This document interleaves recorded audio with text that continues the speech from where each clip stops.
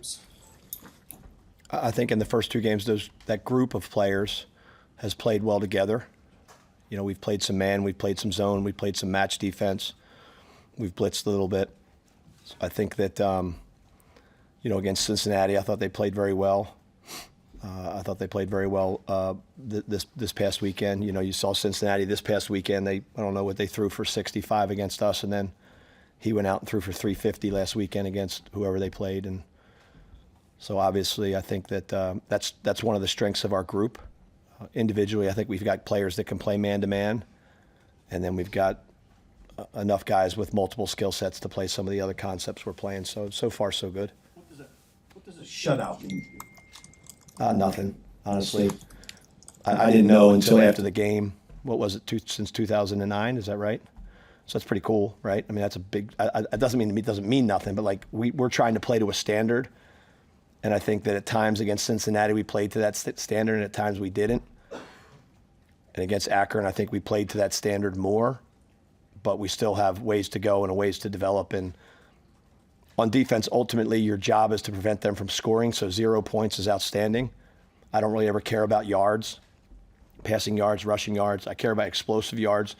You know, giving up explosive plays leads to winning or losing a game, and obviously giving up points leads to winning or losing a game. So I think it's pretty cool that we had the shutout, but I didn't know until hours after the game. Somebody said it was since 2009, so I think that's a pretty cool thing. How would you evaluate the run defense as you see some improvements from week 1 to week 2 as far as what you want to see out of that group? I think it's a work in progress. I think it's a combination of how we play combined with the schemes that we're calling, combined with the execution of some of the run blitzes we're running, and also a little bit of it is like you go back to the Cincinnati game, 96 yards. It was quarterback run, quarterback scramble, really. So that just comes down to keeping guys in the pocket. And then last week, we gave up 6 10-yard runs, and no excuse for any of them. But one was a call I made right before the end of the half, where I was playing cover 2 and they ran the ball, and we're just trying to get out of there. And the other one was the last play of the game where, so I think at the end of the game, we felt like overall our run defense got better. We put some things in to help us schematically, and really it's about our collective defense. I don't think anybody needs to get hung up on they're running it or they can't throw it. They need to get hung up on, are they scoring points and are they effectively moving the football on us? Which, they were 1 for 14 on third down and scored 0 points. So. Defensive end spot with Lenhart, Winery, and Petchak. Through 2 games, a couple of young players now have kind of flashed moments. What is that a nature of the position in this scheme to make that it's going to be one where you produce plays? And so Petchak played some tackle this weekend, which the biggest challenge for you as a coach is, not me personally, but all of us, is don't pigeonhole players into a role that you think they are. Put them in the best possible position to make plays. So we put Petchak in a different position. He went out there and made plays. And really, when you look at our defense, the end position and the tackle position in a lot of our 3-down fronts are very, very similar. So I think we have to continue to identify the winners, the most competitive, the toughest, the ones that give the most effort, the ones that execute the best, the ones that care about the teammates the most. We're continuing to find them. We're finding some of them in our younger guys, which we have no problem playing younger players as long as they fit and play to that standard. So, Cade, Williams, obviously Cam's been pretty consistent. Gabe Moore did some things for us out there. He's a big human that can help us in the inside of our defense. So, what is it about Cade that allowed him as a true freshman, like so early, without even being here in the spring, to contribute like this? I think he's got great DNA when it comes to being a football player. Like, I don't know if you guys know him at all, but he's got that look in his eye. He's got a little bit. I told the guys the other day, I coached 10 years in the NFL, and all the best defensive linemen I've ever been around had a little bit something off about them in a good way, meaning that, they were there because they knew that was the toughest and most physical position that you're going to play in, and you're battling every Sunday. And then you look at Cade, and he has that look about him that he's going to play really hard, play very physical, play with a lot of passion. We wanted to play him a little bit more in the Kansas City, in the Cincinnati game, and did not. That's our fault. We should have played him more. But when he played this past weekend, he played to a level that we expect him to play and continue to get better, and I think he's going to help us. I think he'll be a steady member of that front moving forward. How do you feel like Deshaun McCullough played in the first, kind of a different role in the first 2 games? Yeah. I think the number one thing you think about with Deshaun is very active.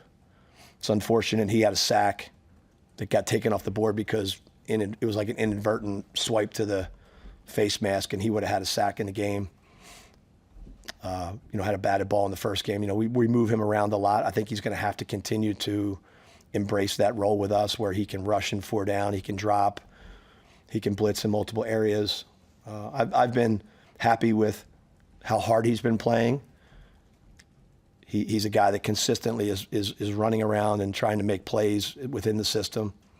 I'm happy with his production at this point, and I think that he's definitely, again, kind of in those lines with Petchak and Williams and, the guys that we have to kind of make sure we're putting in the right spots to impact the game on our defense as much as possible. It feels like he's got to be pretty smart to do all the things you guys are asking him to do because he's moving around a lot, even right before the snap. Mm-hmm. Smart and prepared, and he's experienced. He played at 2 other schools and played a lot of football, and I think that his execution level has been pretty good on point. It's funny, he makes some mistakes early in the week, but really I can tell he studies and prepares because by the time the game comes, he's pretty consistent with his execution level. But I think every position in this defense, you have to have multiple. We're going to be in 3 down fronts, 4 down fronts, 5 down fronts. We're going to rush 3, 4, 5. We're going to run multiple coverages. So it requires you to prepare, and it requires you to take a professional approach to how you prepare to play each Saturday. And we're trying to run an NFL defense, an NFL program, an NFL system, so that if they aspire to play at that level, that's not a jump when they get there. How vital has Buford been, not just his play, but his voice and holding people accountable? Matt mentioned he said some things Saturday that we like. Yeah, experience is key. Keese has been here for a long time. I think we found a pretty good role for him. Last year when I was coaching the secondary, I knew he was one of our best 5, and I played him at corner a little bit, and it probably wasn't the best place for him. And then we moved him to the nickel, and those times he played well there. But I think safety and kind of being in the middle of the field and being in the deep spaces of the field and being a little bit of an eraser, I think that's been a good role for him so far in the first 2 games. That I think has been positive, and I think that the more you get into your season, the more you're going to have some kind of roadblocks and some hurdles you're going to have to overcome based on either how you play or who the opponent is or just how a season works itself out. So veteran presence and veteran leadership, guys that have been through it, I think are going to be helpful, and he's definitely one of the guys we'll lean on. What's the challenge with Houston Christian? Is their style of offense and what they'll present? Yeah, I think that they do a good job of running the ball.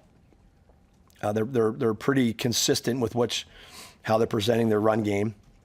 And they have some RPOs off of it that I think are challenging because anytime you overcommit to the run game, you got the chance instead of throwing play action, people throw the RPOs over your head, and they've made some plays there.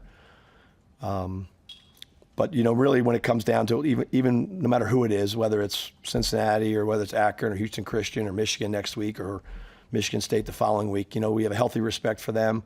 But a lot of what we do out there on the practice field is making sure that we're executing our defense, having an awareness of what they're going to do, but making sure that fundamentally and physicality and effort-wise, as well as execution-wise, we're on point so that they don't get lost in this guy. I thought this play. I hate it when a player says, "I thought this play was coming." I just want them to do their job and read their keys and execute the defense. So there's a healthy understanding of each opponent, but at the end of the day, it comes down to you executing your fundamentals, playing hard as hell, and playing together. That was easy today. Thanks, man. Thank you.